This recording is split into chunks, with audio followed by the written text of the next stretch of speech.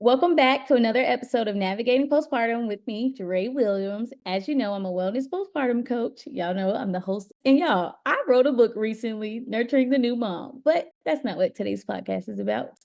But today I have a new guest, and her name is Bibi. And y'all, she is phenomenal. I'm already grinning, but if y'all can see my cheeks right now, I'm just so excited.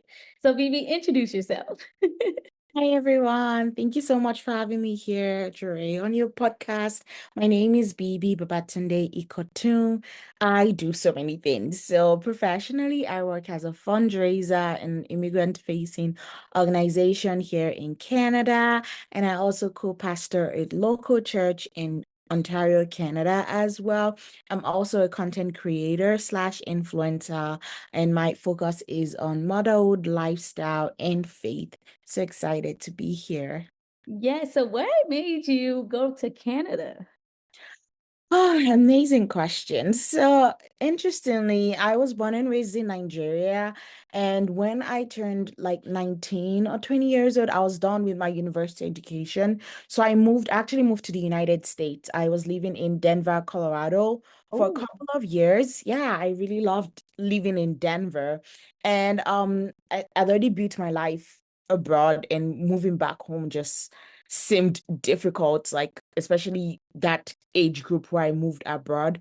And I really wanted to stay, but my degree wasn't like in STEM, so there wasn't really an opportunity or a pathway for me to stay in the US. So I moved back to Nigeria, and I found out that Canada was taking like new immigrants, skilled immigrants, educated immigrants, and I decided to put my hat in the ring and applied. So I moved to Canada because it's very close to the US, but I've come to love it. It's my home. It's amazing. It's an amazing country, and it's just a great place to grow, build a family, and yeah, I just love it here. So yes, that is such an amazing journey. Like you got to go experience different places before you found your home.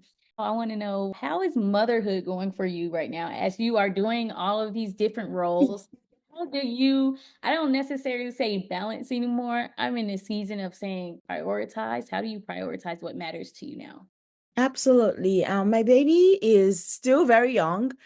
She just turned 10 months a few like 2 weeks ago. And the good thing is that Canada, when you have a baby, you can stay at home for up to 18 months instead of going back to work. And your company by law is required to keep your job for you. So, yeah, that has been really nice. However, I did not take the full time. I was only gone for 6 months, but they also make it really nice for you and your spouse to split it. So I took the first 6 months off work, and my husband took the other half of the 6 months, and it's been great, right? My daughter is going to be starting daycare like in 2 weeks, and I'm excited for that chapter of our life. But it's been really nice just being able to have that flexibility and get some kind of pay, because during that period of the parental leave, you also get like minimum wage from the government because you typically pay into unemployment insurance, so that way you can have something to take care of your child. But it's been nice. It's been humbling. I would say there are a lot of things that I thought I knew, but obviously I did not know what I did not know. But I've just always been that kind of person to approach life with grace. So that's been gracious to myself, gracious to people around me, because you don't know what you don't know. It's like with motherhood, especially, you just have like high expectations for yourself, high expectations for your baby, high expectations for your partner. And then you get there and you're like, okay, the plan is not working and there is no plan. And we just go with the flow and just being kind, compassionate, gracious, and know that you're learning. That's what I just always tell myself. I'm learning. I've never done this before. And even if I've done it before, if this was my second child, I'll probably still be very gracious, because every pregnancy is different. Every postpartum experience is different, from especially what I hear like my friends and people in my community talk about. So yeah, I've just really approached it with graciousness. Like I try to think about, okay, when she starts daycare, our life will be completely different because now we have a different routine and a different life.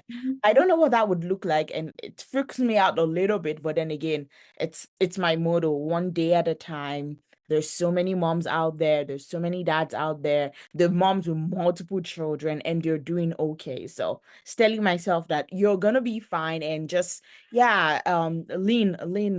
And the reason why I mentioned the mat leave or parental leave side is the fact that my husband has been able to take 6 months to be at home with our baby has really helped.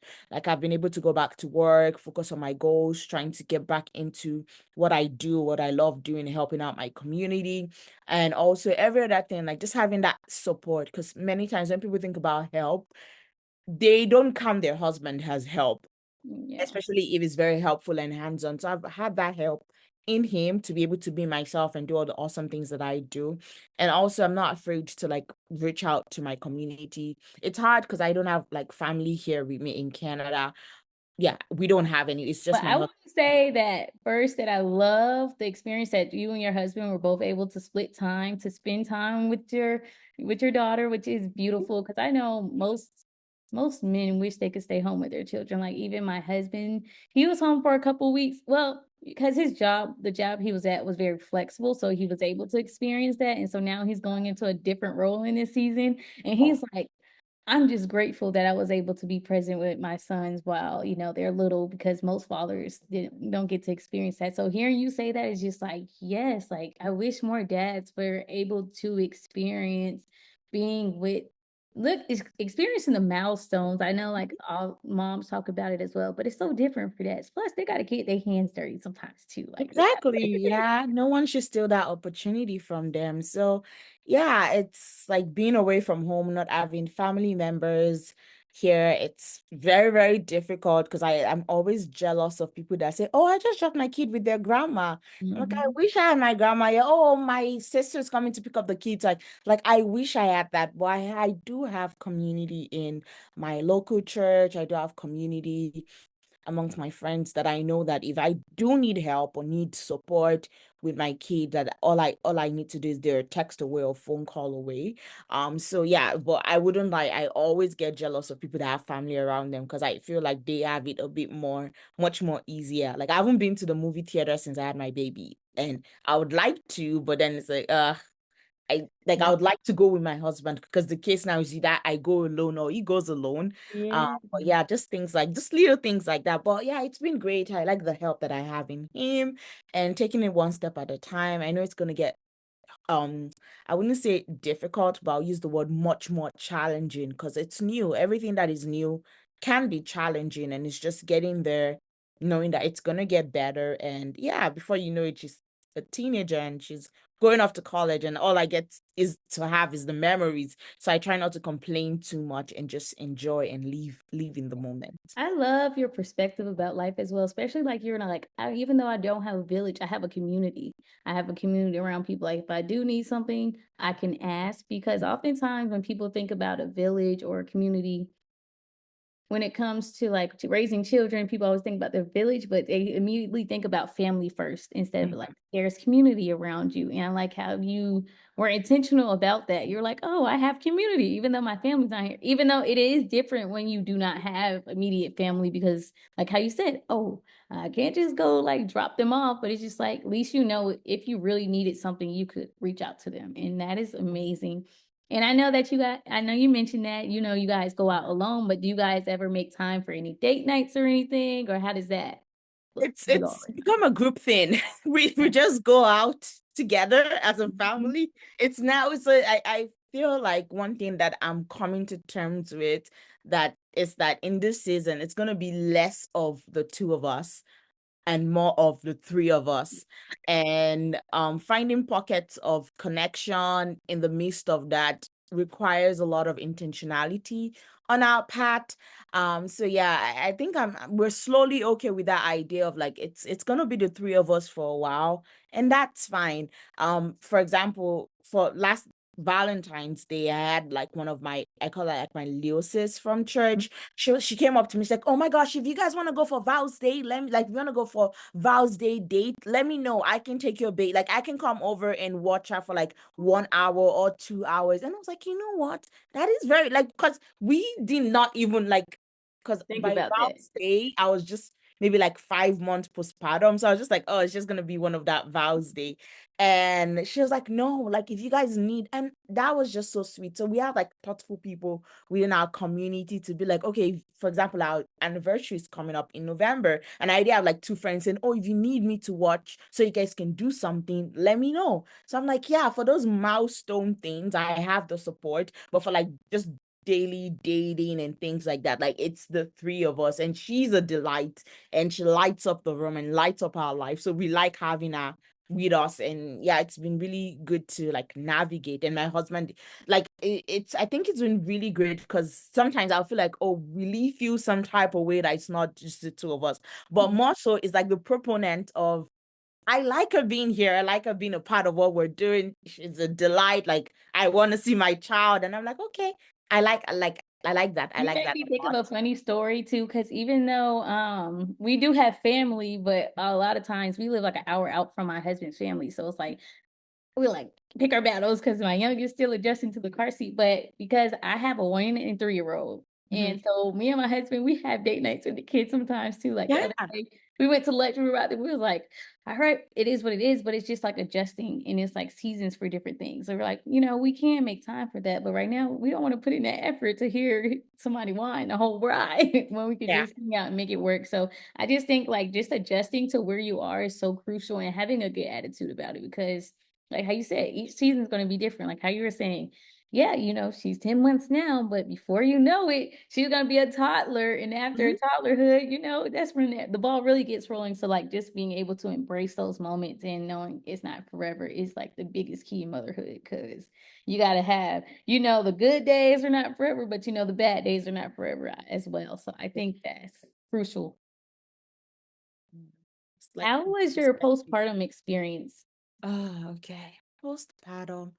I'm trying to remember. I think it wasn't too bad, in the sense that my mom came from Nigeria and spent 3 months with us. So that really helped. And my husband took like the first month off work.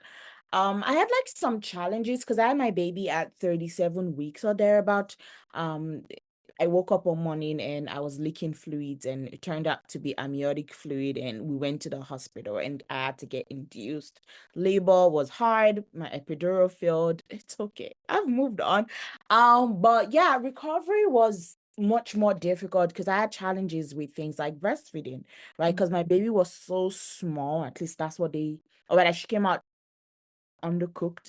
So she wasn't as flexible for latching and things like that. And then there were days when the midwives would come and try to force her to latch, and she's screaming and crying. And I'm crying because I'm like, is it that serious? And my husband would come in and be like, no, we Yeah. don't have to force her. Like, you can pump and we can bottle feed. So those first couple weeks were hard because she couldn't latch and we had to bottle feed. We actually started on formula at the hospital because she needed to eat something, and those are part of the things that I had to be okay with, like the fact that she's eating is fine. So that phase was difficult because she wasn't latching, and I mean, I knew, not from experience but from people's stories, that breastfeeding can be really hard to get into. Like, there is not it's not as it's natural, but it's not easy. So Yeah.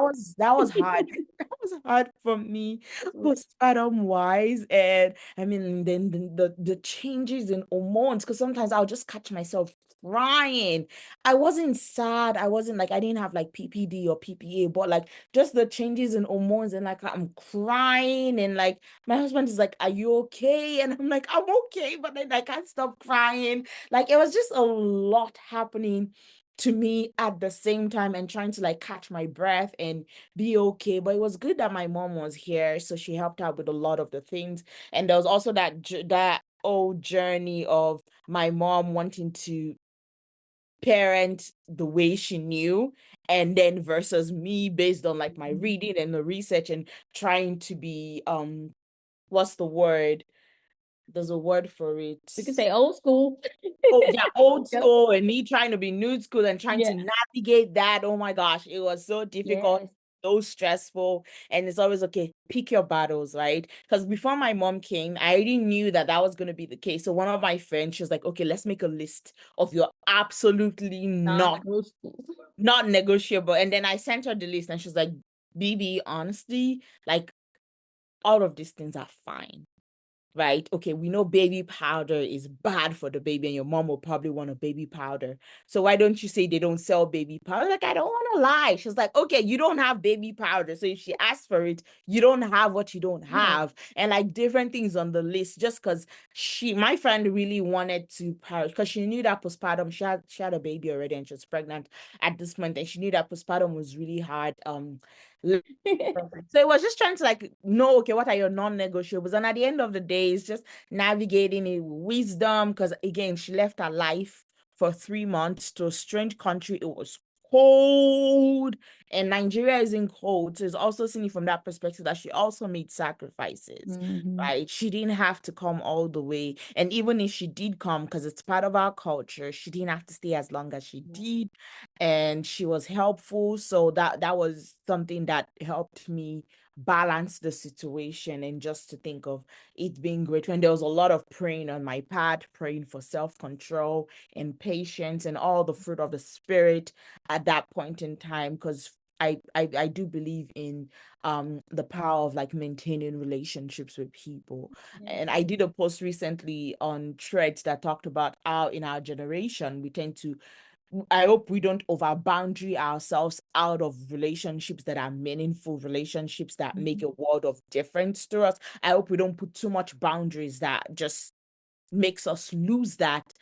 So yeah, that was a big deal part of my postpartum process. And yeah, otherwise it was good. I had like support. My friends were always there checking on me, making sure I was okay. My mind was great because yeah, I pray like anytime something tries to come up, I'm just like talking to God in prayer, because that's literally all that I Yes. have. Prayer, because yeah, it just makes a world of difference when you can pray and talk to God for help and for support. But Your yeah. story is so beautiful. Even like, even though you had challenges, you were able to have the right mindset about like, hey, like even though I made these non-negotiables, and even if she does little things, it's not going to end our relationship because she also made a sacrifice to make sure that she's coming and taking care of you and your family during this time, which is so critical. And shout out to mom for doing that, because that was just so thoughtful and selfless of her.